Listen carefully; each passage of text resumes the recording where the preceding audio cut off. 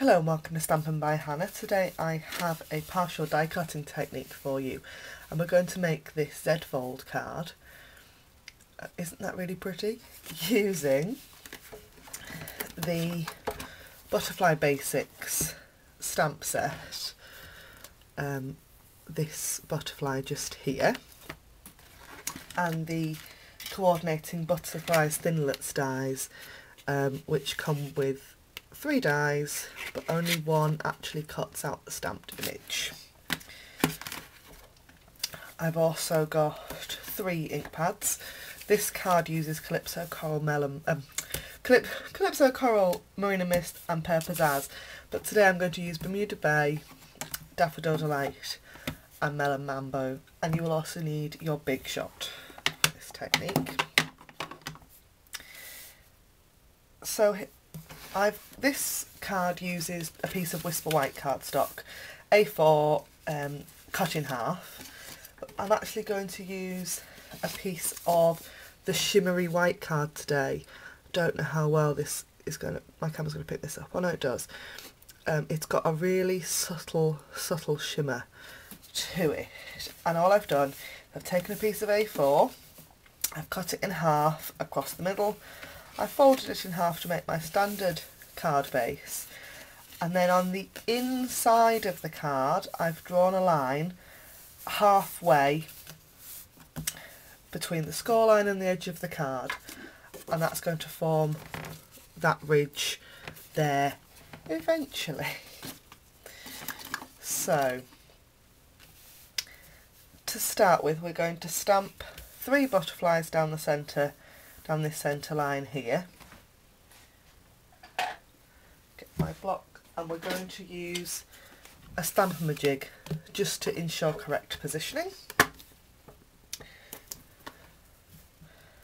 Got my butterfly stamp all mounted on my block there, and I'm going to just use some Bermuda Bay ink.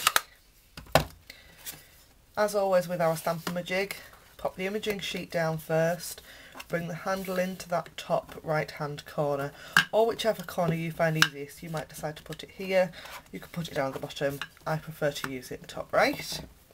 Hold the handle, make sure the imaging sheet is free, hold the handle, ink up your stamp, and you're going to put this corner of your block into that corner of the Stampin' jig, go down and up, and that will give you your stamped image in the corner of your imaging sheet.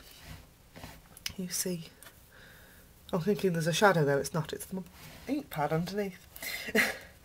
So from there, excuse me, we can then use this butterfly to line up, to find the correct position that we need the butterfly in on our card. We're going to line up the centre of the butterfly with that drawn pencil line, bring the handle back in, remove the imaging sheet, ink up our stamp again, down and up, to ensure our butterfly is correctly positioned. We're then going to repeat this with Daffodil Delight and Melon Mambo. So now I have my 3 butterflies stamped down the middle of my card. I'm going to bring in my butterfly framelit, and I've got a piece of washi tape just stuck on one side just to help with the positioning. I'm going to line this butterfly up over my very first butterfly stamp and just press that down. I've then got my magnetic platform. I'm going to pop one of my clear-ish acrylic sheets over the top, one of my cutting plates. I put my card on top of that. And the reason I'm using washi tape as well as my magnetic platform is that because of the bends in the card, it doesn't always stick. And then we're going to line this edge of this acrylic sheet up with the pencil line on that we've drawn on our cardstock. and we're going to run that sandwich like that through our big shot. And there we have 3 halves of butterflies that are completely free. To make this score line, I'm just going to bring in my Stampin' trimmer and line the drawn pencil line up with the groove in the trimmer, using the light grey blade to make your score line. I need a white eraser just to get rid of that pencil mark.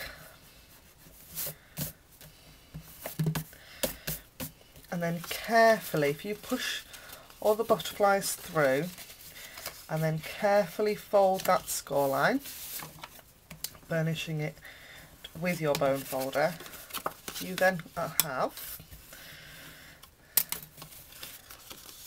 your partial die cut card.